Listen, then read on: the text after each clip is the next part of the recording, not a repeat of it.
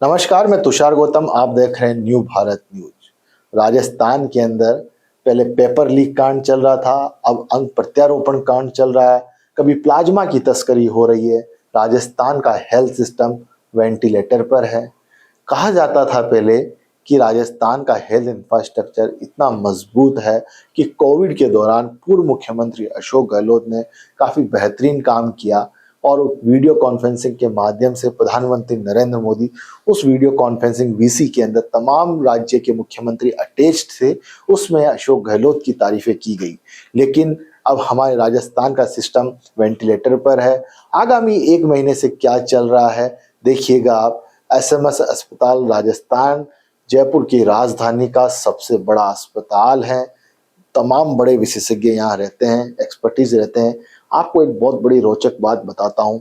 कम से कम 5 से 6 मरीज हर पर डे यहाँ दिखाने आते हैं और लब्ध प्रतिष्ठित एशिया के टॉप डॉक्टर यहाँ पर सवाई मानसिंह अस्पताल में रहते हैं। लेकिन अंग तस्करी हो रही है, अंग प्रत्यारोपण हो रहा है, फर्जी एनओसी दी जा रही है। डॉक्टर सुधीर भंडारी के बारे में बता देता हूँ। आप वो चेहरा देख रहे हैं डॉक्टर सुधीर भंडारी का, ये पावर ऑफ सेंटर है। हमेशा स्मार्ट बन के रहते हैं डॉक्टर सुधीर भंडारी और सबकी चापलूसी करते रहते हैं, भले वो बीजेपी की सरकार हो या कांग्रेस की सरकार हो। हमेशा से प्रोटोकॉल डॉक्टर बन के रहे, राज्यपाल के हैं या मुख्यमंत्री के रहे या तमाम बड़े मंत्रियों के हमेशा प्रोटोकॉल डॉक्टर बनते हैं, मक्खन लगाते रहते हैं, काम कुछ नहीं करते हैं। हाल ही में देखा होगा किस तरह से ये मेडिकल कॉलेज के प्रिंसिपल बनते हैं, उसके बाद वीआरएस लेके बहुत कम समय बचता है, तुरंत छलांग लगा जाते हैं और आरयूएचएस के वाइस चांसलर बन जाते हैं। कोविड के अंदर पावर ऑफ सेंटर यही व्यक्ति थे जो हमेशा मुख्यमंत्री को, तमाम लोगों को निर्देश देते रहते थे। एक बड़ा रोचक खुलासा करता हूं, इनके मोस्ट वीआईपी लोग, जज लोग हो वो या तमाम इनके रिश्तेदार हो या इनके खास मित्र मंडली हो, जब आरयूएचएस के अंदर जब बेड की मारामारी चल रही थी, एसएमएस के अंदर मारामारी चल रही थी, यही शख्स अपने फोन को वाइब्रेट करके तमाम सामान्य आदमी को फोन करते थे। ये उठाते नहीं थे, लेकिन इनके पास इनके मित्र का फोन आ जाए तुरंत उसका बेड का अरेंजमेंट करते थे। आरयूएचएस के अंदर वीआईपी फ्लोर बनी हुई थी 5वें नंबर के अंदर, वहां पर वीआईपी लोग अपना इलाज करा रहे थे। ऑक्सीजन लेवल 96 आ रहा था, एकदम फिट फोर थे वो सारे इनके वीआईपी दोस्त, लेकिन उनके ऊपर इतने मेहरबानी थे, ये उनको डिस्चार्ज नहीं होने देते थे। उनके लिए खाने पीने का प्रबंध रहता था आराम से, और उनके परिजन आते थे, वहाँ पिज्जा पार्टी, बर्गर पार्टी हुआ करती थी, कोल्ड ड्रिंक पिया करते थे, और नीचे मौत का ढेर लगा रहता था ग्राउंड फ्लोर के अंदर। ऐसी हालात डॉक्टर सुधीर भंडारी ने की हुई थी, लेकिन और सरकार को दिशा निर्देश देते थे, अपने अपने आप को ग्रूमिंग की तरफ फिट फॉर रखते थे ये। और आज हालत ये है कि अंग तस्करी करवा रहे हैं, मीटिंग नहीं होने देते थे, खुद सर्वे सर्वा बन के रहना चाहते थे और अभी भी रहना चाहते हैं। कल रात को ही डॉक्टर अचल शर्मा एसएमएस सवाई मानसिंह अस्पताल के अधीक्षक इस्तीफा देते हैं और प्रिंसिपल डॉक्टर राजीव बरगट्टा इस्तीफा देते हैं। लेकिन अभी तक डॉक्टर सुधीर भंडारी क्यों इस्तीफा नहीं देना चाहते, सवाल करेंगे। सोटो के चेयरमैन यही थे, उस कमेटी के चेयरमैन यही थे। अब ये कह रहे हैं कि मैं तो वाइस चांसलर आ गया, मेरी कोई जिम्मेदारी नहीं है, लेकिन जिम्मेदारी इन्हीं के ऊपर बनती है। 2020 के अंदर भी ये वहीं मौजूद थे, लेकिन ये कैसे गड़बड़ झाला होता रहा। ये बचना चाहते हैं या इनको कोई बचाना चाह रहा है, ये इस्तीफा क्यों नहीं देना चाहते हैं, इसके पीछे भी क्या राज है, क्यों इस्तीफा क्यों नहीं दे रहे हैं ये राज्यपाल को। आज राज्यपाल के पास 2 दिन के अंदर कमेटी की मीटिंग रिपोर्ट जाएगी, उस रिपोर्ट में क्या आता है।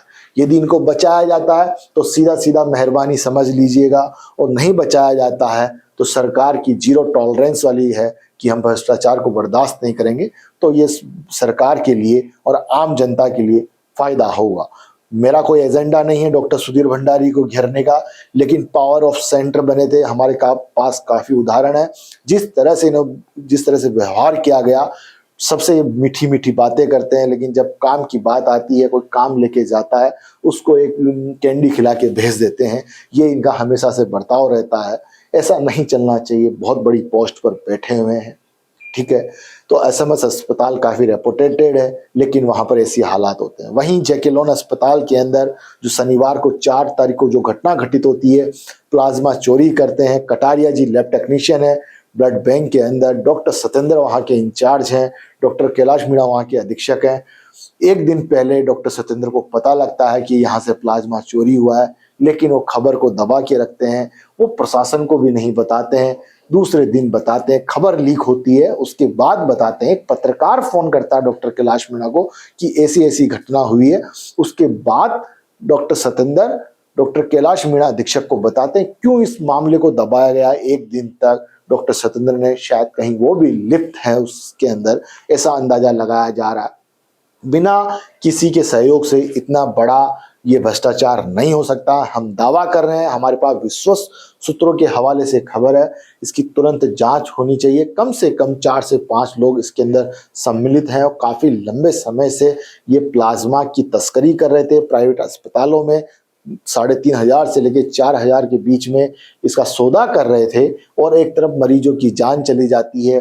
प्लाज्मा उसमें उपयोग किया जाता है दवा बनाने के अंदर, मरीजों की दवा बनाने के लिए, और वो कोई प्राइवेट कंपनी, फार्मास्यूटिकल कंपनी को ऑक्शन किया जाता है, वो उससे दवा तैयार करते हैं।